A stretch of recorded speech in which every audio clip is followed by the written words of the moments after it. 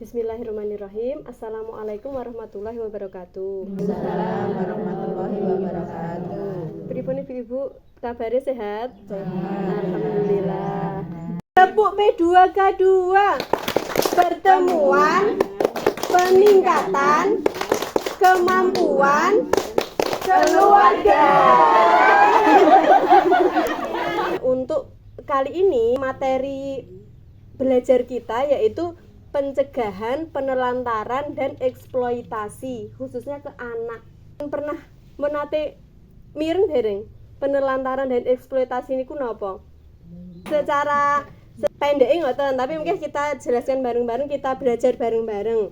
Kalau dari pengertian di undang-undang itu penelantaran itu tidak dilakukannya kewajiban dan tanggung jawab orang tua atau pengasuh. Misalnya mau nggak ada orang tuanya, misalnya yatim atau yatim piatu ngoten, ya keluarganya juga yang keluarganya tidak melakukan tanggung jawab kepada anak atas kebutuhan dasarnya. Nah, kebutuhan dasarnya itu apa aja? Ya fisik, ya psikis, ya rohani maupun sosialnya.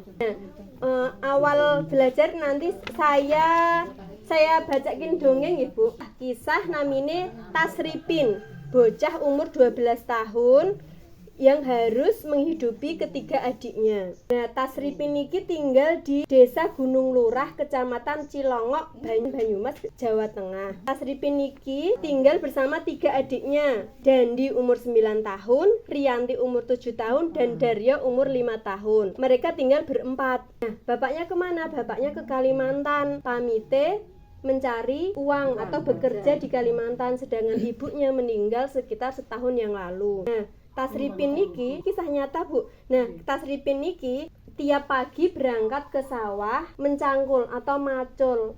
Kersane dapat upah, terus upahnya buat membeli beras dan sayur-sayuran untuk adik-adiknya. Nah, pertanyaannya keluarganya kemana? Nah, mboten enten sing ngertos keluarganya teng pundi, tapi yang jelas umur 12 tahun niki diken bekerja ngoten. Nah, terus apakah yang dilakukan Tasripin niku layak sesuai dengan usianya? Pertanyaannya mboten kan nggih, mboten, karena dia masih 12 tahun, kebutuhannya masih apa mawon Bu kalau 12 tahun? Belajar. Terus selain belajar bermain. Nggih, bermain niku nggih kebutuhan dasar anak-anak, sedangkan itu Tasripin ini harus bekerja. Makanya itu mboten layak nggih Bu. Nah, terus apa yang seharusnya dilakukan oleh ayah atau keluarga nih? Kedahe pripun? Harusnya gimana kalau kondisi kayak gini? Ibunya udah meninggal, bapaknya ke Kalimantan. Nah, idealnya atau baiknya itu ayahnya harus seperti apa Bu? Pulang nanti kalau keadaan mungkin bisa dititipin ke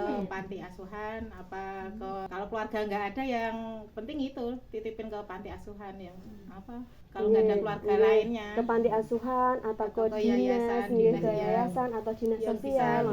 Setidaknya tidak dibiarkan begitu saja, karena kalau dibiarkan begitu saja kan itu sama saja dengan menelantarkan kan ya. Bisa kalau diusahakan banget, misalnya orang tuanya pulang, misalnya bapaknya pulang sak cukup-cukupnya ngoten nggih saged. Bisa lapor ke desa atau dinas sosial atau yayasan ngoten nggih. Penelantaran niku secara pengertiannya nggih tidak dilakukannya kewajiban dan tanggung jawab orang tua dalam memenuhi kebutuhan dasar anak, masuk kasih sayang dan perhatian. Karena kebutuhan anak kan mboten meng materi, mboten meng dikasih maem terus dadi anak pinter, dadi anak solehah kan mboten kan nggih. Harus ada perhatian, kasih sayang, ada waktunya bermain.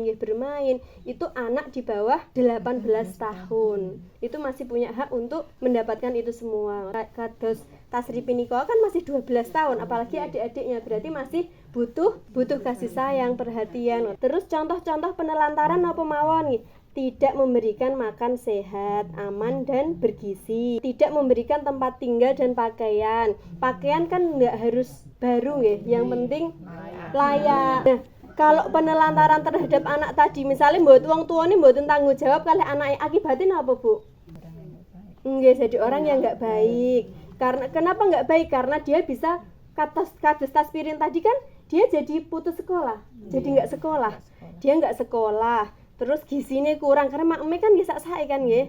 Makme sak sae. Biasane niku nanti ketika dewasa niku kados minderan. Mergo kan ngerasa aku anak wong ora duwe. Ngoten kan terus misale kalih ketemu kalih rencang-rencangnya dados nggak pede. Dia jadi minderan, itu juga nggak baik. Terus karena dia mboten tanggap. nggih kados mboten tanggap, susah bergaul, itu juga salah satu dampak penelantaran terhadap anak. Misalnya sakniki, oh anakku ya urip kok ora tak openi nih sekasarane ngoten nggih. Tapi kan nanti dampaknya sampai ke dia dewasa, sampai dia akan berumah tangga, dia akan punya pasangan, akan punya anak-anak lagi. Nah, takutnya nanti akan terus berlanjut ke anak-anaknya juga seperti itu. Ngoten itu dampak buruknya menelantarkan anak. Terus cara mencegah biar enggak ada penelantaran terhadap anak pripun, Bu?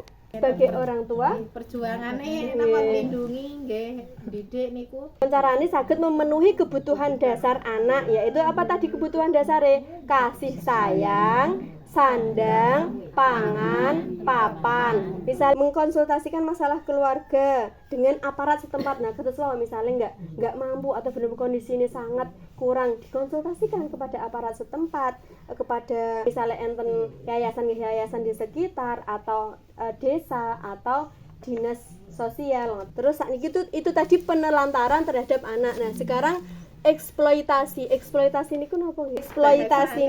Eksploitasi itu mengambil keuntungan dari anak, entah itu material maupun non material. Material itu apa? Misalnya ngakon anak kerja padahal dari waktune kerja, atau menyuruh anak, kan sekarang banyak yang menyuruh yang di kota-kota besar biasanya menyuruh anak untuk mengemis di jalanan. Nah, itu termasuk eksploitasi anak. Dari waktune kerja diken kerja. Nah, kalau itu yang material, yang non material misalnya contohnya kayak saya kesulitan ekonomi, terus saya nggak sanggup membiayai kebutuhan dasarnya anak, terus anaknya dinikahkan belum usianya.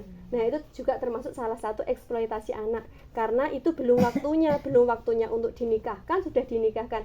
Terus eksploitasi itu akibatnya mungkin apa? Sami kados wau. Dados yang harusnya sekolah jadi dia nggak sekolah. Terus perkembangan fisiknya terganggu. Jadi penakut, pemurung, terus minderan, menarik diri dari lingkungan sekitar. Mirip sama dengan penelantaran terhadap anak tadi. Terus contoh-contoh eksploitasi dalam memanfaatkan tubuh. Enten juga yang memanfaatkan tubuh itu anak yang diken amit-amit melaju, rasanya dapat uang, itu nggak boleh ya, Bu. Terus ada juga yang punya anak terus cacat, terus malah dimanfaatke untuk nyari wong do mesake juga yang kayak gitu. Terus enten juga yang bayi itu di minumi obat tidur, biar tidur terus digendong di lampu merah itu loh. Lampu merah kan sering kalau ada di lampu merah itu kan bayinya mesti rata-rata tidur kan ya. Ya itu karena memang dibikin tidur gen boten rewel, terus wong tuane itu juga termasuk eksploitasi anak. Terus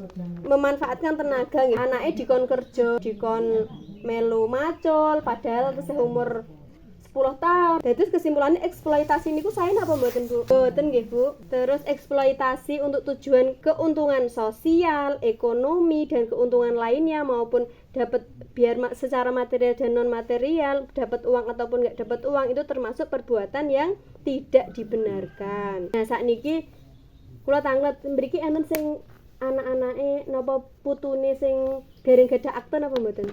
Ya soalnya akte niku penting Ibu. Itu identitas anak. Sakniki anak lahir langsung dibikinkan akte. Bahkan sekarang langsung dari rumah sakitnya sakit ngurus karena itu identitasnya anak. Ngoten nggih, itu salah satu kebutuhan anak itu membuat akte ketika dia lahir. Itu mencatatkan kelahiran atau memiliki akte kelahiran, mendaftarkan anak pada kartu keluarga, pada kakaknya langsung diperbarui. Itu merupakan salah satu cara mencegah eksploitasi terhadap anak. Dan misalnya teng pundi mawon anak itu punya identitas. Mungkin kalau punya KTP kan nunggu umur 17 tahun baru dapat KTP. Nah, kalau anak baru lahir itu lewat identitasnya lewat akte kelahiran. Dan karena itu nanti sampai dewasa tetap kangge ngurus napa mawon beto akte. Mungkin segera diurus nih, Bu. Soalnya kan ini anaknya tambah besar ngoten kersane mboten tambah angel le ngurus, ini takutnya tambah angel le ngurus. Ngoten. Nah, manfaatin apa mawon akte kelahiran, identitas sah anak. Terus memastikan asal usul anak, mendapatkan layanan kesehatan dan pendidikan bagi anak. Kalau tadi kalau udah dewasa kan lewat KTP. Nah, kalau bayi atau anak itu kan dari aktenya. Terus mencegah pernikahan anak sebelum usia 18 tahun. Terus ada juga akte itu juga untuk kepastian mendapatkan hak waris sebagai dasar pembuatan dokumen lainnya, misalnya KK, KTP, SIM, paspor. Bikin paspor itu juga harus pakai akte. Ya siapa tahu nanti anaknya bisa kuliah atau bekerja di luar negeri, itu kan harus butuh paspor. Nah, bikinnya paspor itu harus pakai akte. Nah, terus inti dari kegiatan pertemuan kita kali ini yaitu pencegahan penelantaran dan eksploitasi. Yang pertama, diharapkan kita semua atau ibu-ibu dan saya paham kalau tidak memenuhi hak-hak anak adalah penelantaran terhadap anak. Tadi kita udah belajar ya hak-haknya apa mawon. Terus sebagai orang tua kita harus melakukan pencegahan terhadap penelantaran. Diberi amanah sebagai orang tua, yo piye carane ya, mampu nggak mampu yo piye carane diusahakan untuk menjadi orang tua yang baik, untuk berusaha untuk tidak menelantarkan anak. Terus segala bentuk pemanfaatan anak untuk mendapatkan keuntungan, yang itu tadi mendapatkan keuntungan dari anak, baik materi maupun bukan materi, adalah jenis eksploitasi anak. Orang tua wajib mencegah terhadap eksploitasi anak. Ada yang mau ditanyakan Bu sampai sini? Mohon paham sedanan. Ya niki gambarane tujuane pembelajaran kita tadi nopo, terus contoh-contoh penelantaran anak yang tadi sudah kita bahas, terus eksploitasi anak dalam hal materi itu tadi apa itu sudah kita bahas tadi. Nggih pun cekap, kalau nggak ada pertanyaan cekap semonten, terus kita tepuk lagi. Sekali lagi kita nanti status peluke ke sampingnya nggih. Di apal kirian P2K2 itu pertemuan peningkatan kemampuan keluarga. Sing semangat nggih. Tepuk P2K2. Pertemuan peningkatan kemampuan keluarga. Ya mun ibu-ibu cekap semonten, cukup sekian dari saya. Mohon maaf jika ada salah-salah. Semoga sehat-sehat, semoga cairnya lancar. Ini banter kalau ini. Sekian dari saya. Assalamualaikum warahmatullahi wabarakatuh. Waalaikumsalam warahmatullahi wabarakatuh.